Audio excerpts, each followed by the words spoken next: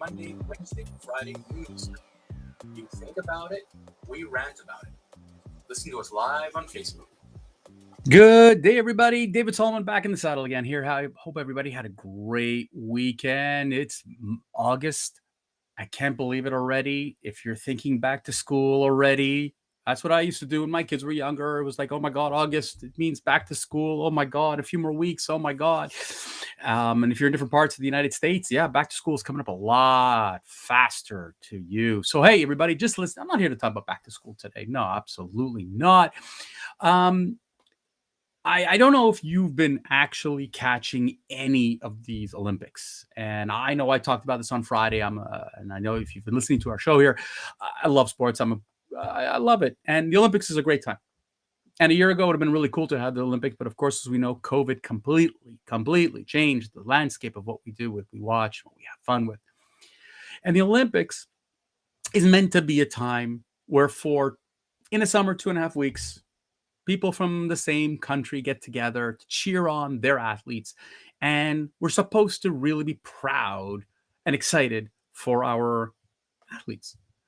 And if you're Canadian right now, you've been watching the women win just about every medal. We finally got one man win a medal, but it's been all the women. And this is all you're seeing. It's the rage. The women are winning all the medals. But what's not getting the attention has been, why is patriotism? It's just a dirty word in 2021. Now, don't get me wrong. I totally disagree with the notion about that. I'm a proud Canadian. I've said that many times. Stuart, who lives in the United States, will tell you he's a proud, card-carrying American. There are many people who are proud of their country. And yet, for some reason, the word patriotism is a dirty word. Cheering for your country has become bad.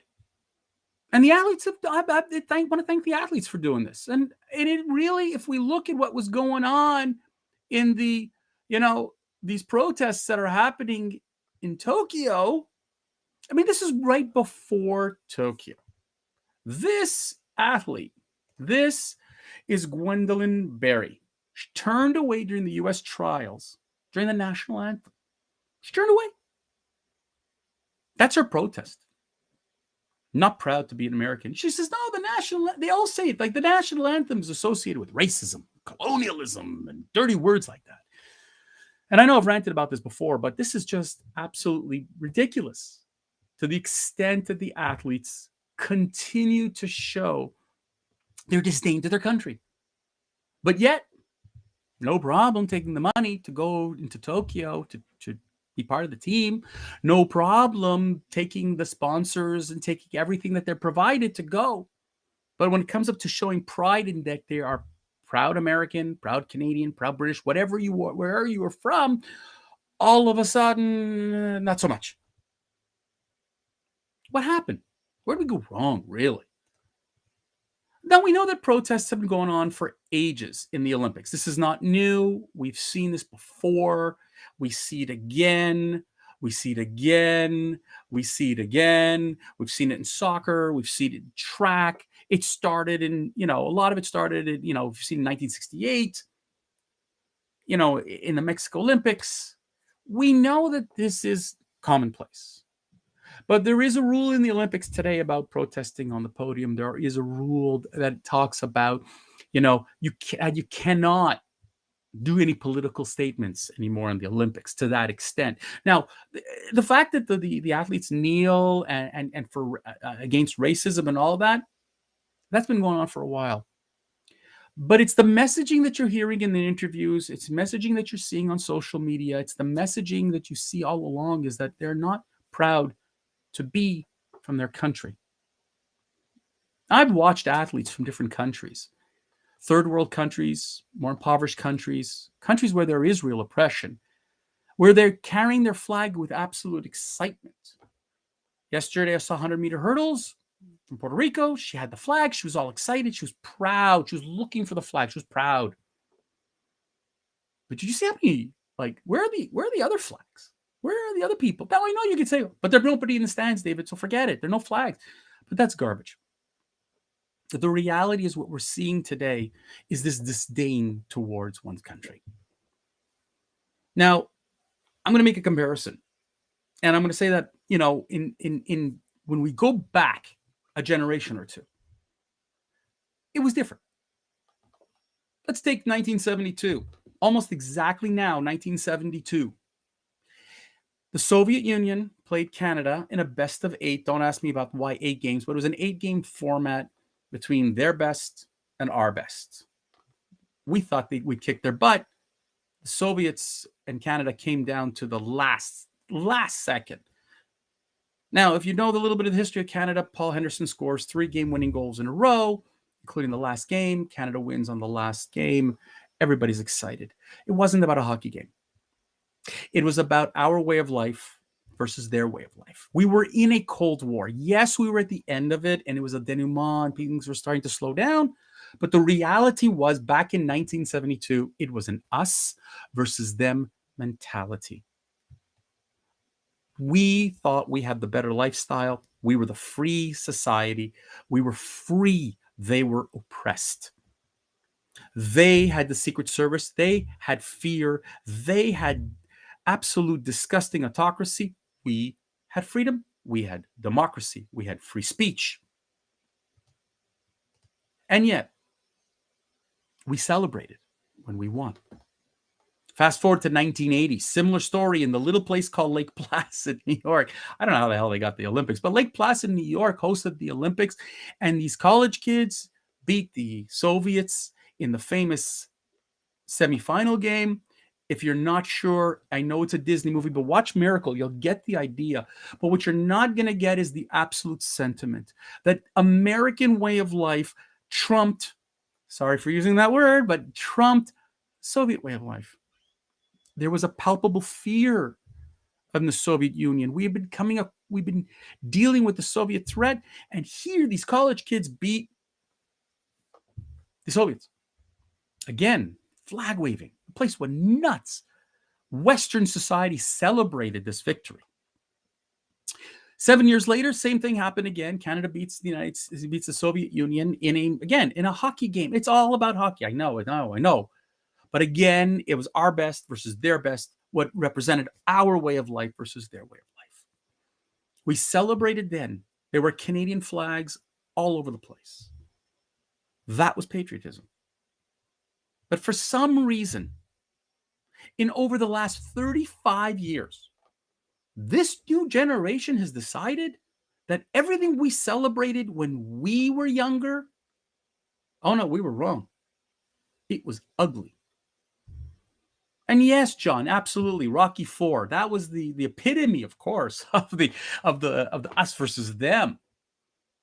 Rocky beating the Soviet, boxer. Yeah, sure, that was a little bit more of a comical thing, but there was a real belief that our way of life, our patriotism was worthwhile celebrating. And for some reason, politicians, professors, a lot of students coming out of university, athletes today are looking at our way of life today and saying it's not worth celebrating anymore. It's worth condemning that we oppress, that we have a terrible way of life. And we are ashamed of our flag. We're ashamed of our country. There are 200 other countries in the Olympics. I can assure you that a vast majority of those athletes would trade places today with us. We can go live in some of these backwater countries. We can go live. Have you seen these athletes come through? Have you seen how many countries have such a high degree of male representation versus female? It's not about qualification. It's about culture, mindset, oppression towards women. We celebrate athletes regardless of gender, regardless of sexuality, whatever. You try that in some of those countries. Not going to happen. They would trade places with us at a heartbeat. And yet we as a society condemn ourselves. So when you look at the Olympics and you see people standing on the podium, and yeah, I know they're wearing masks, so you can't really see their faces anymore. But you can watch their eyes when the national anthem is played. How some of them are just ashamed, embarrassed, disgusted. You read social media and you see these comments these comments by, American supporters, Canadian supporters, supposedly Western supporters, and what you find is that they're vilifying. How dare you wave yourself in a flag? You shouldn't be celebrating that you are an American or a Canadian or whatever. For God's sakes, if you were in Oman or Qatar, you think you would be like, you'd be, you wouldn't want to live here in Canada, the United States, Western countries, Western society, freedom. Damn it, I'm celebrating. I'm proud.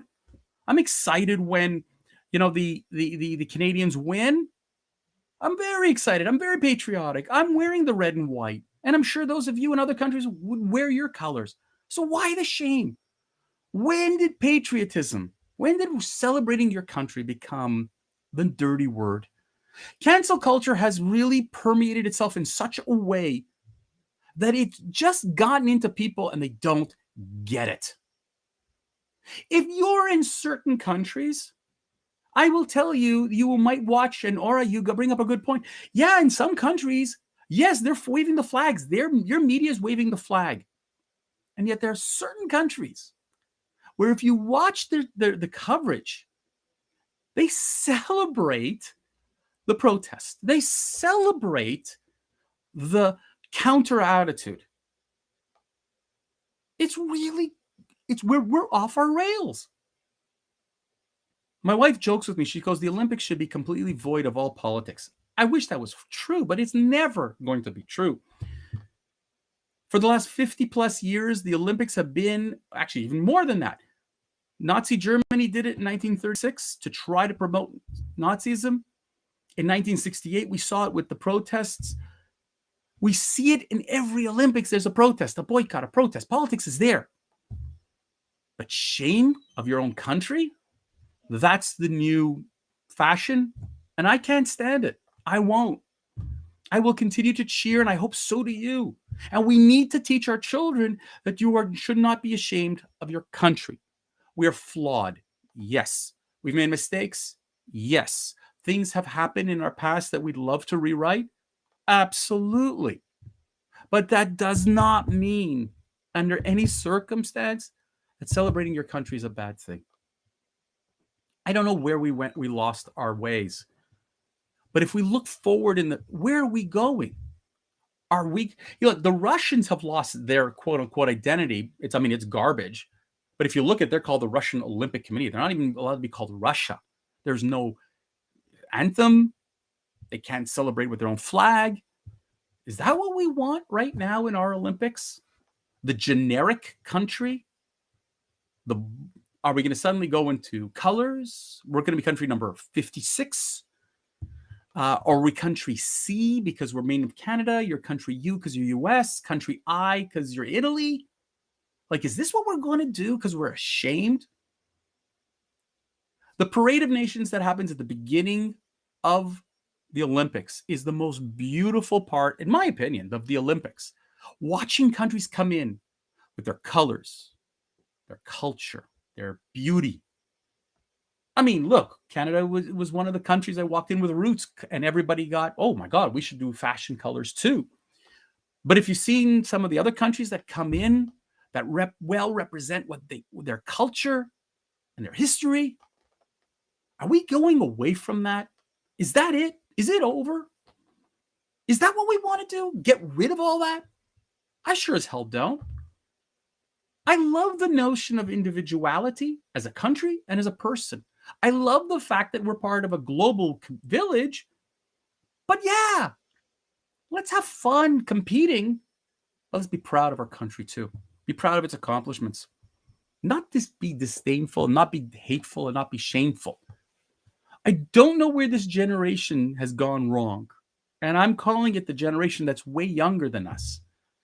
They are leading the charge to change in one way. And I agree with where change needs to be. But don't crap on your country. And don't say, especially if you live in a free society like what we have, to say, I'm not cheering for my country because I'm ashamed of my country. Go for a trip. Go for a little visit. And if you have the chance to speak to people who live in those countries, ask them if they would switch places with you? You might be surprised by their answer. Folks, let's cheer it on. We got another week of Olympics. I hope you're cheering for your country, and I hope you're celebrating and wearing their colors and waving their flag proudly. On that note, I'm going to wish you all a great day, and I hope to see you again on Wednesday. And Stuart will be back with me on Wednesday as we continue our weekly rant. Remember, we're here every Monday, Wednesday, Friday, live at noon Eastern. We talk about all the topics that you never really hear in other places. And we love the reactions and the comments that we're getting from all over the world. Keep it going. Share us. Love us. Check us out on where all the famous broadcasts are able to be downloaded. And please, we look forward to hearing from you, as we are always live in the chat, but we're looking forward to hearing from you also at therantnetwork.com. Email us at rant@therantnetwork.com with your ideas and your thoughts. What do you want us to talk about? Have yourself a great day, everybody.